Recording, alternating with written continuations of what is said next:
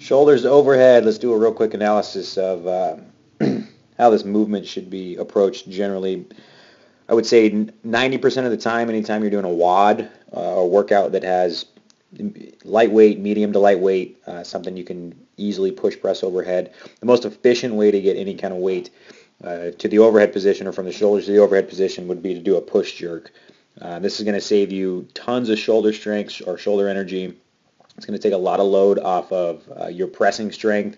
A lot of times in these WODs, they have other pressing movements that require you to press, like handstand push-ups, dumbbell presses, things of that nature. Pull-ups can even wear out the shoulders.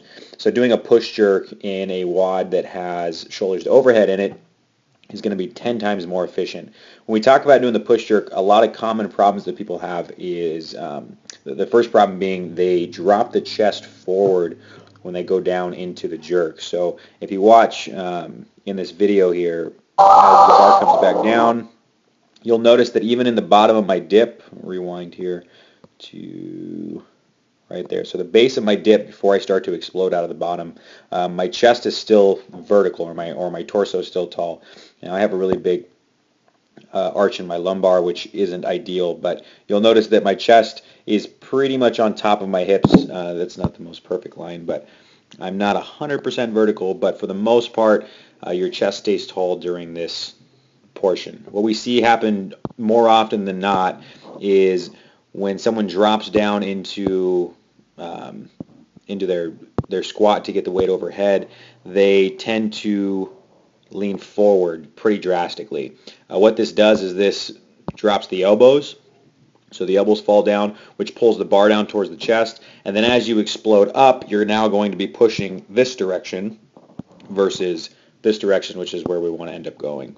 So you'll notice as I go to launch out of this next lift, bar goes straight up. Here's our second issue that we generally run into. As we get the bar overhead, what we don't want to do in a push jerk is press whatsoever, right? So when I go from, rewind here, top of my momentum, I'm going to throw the bar off the shoulders.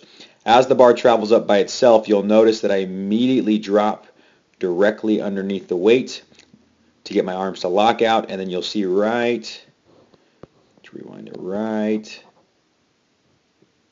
there, you'll see the bar just barely fall back down into my grip. Rewind that real quick. Up, up, up, up, up, and then drop. You'll see the bar just barely move right into my grip or falling back down into my arms, which are already locked out. This is how I'm going to be able to complete the lift and then stand it up without using any of my shoulder strength or without using any pressing strength whatsoever as I go through this lift. Keeping your chest tall, driving through the heels obviously is where we want to be when we are pressing any kind of weight overhead. But keeping the chest tall and dropping underneath the bar, not pressing the weight up, is going to be key to having successful push jerks.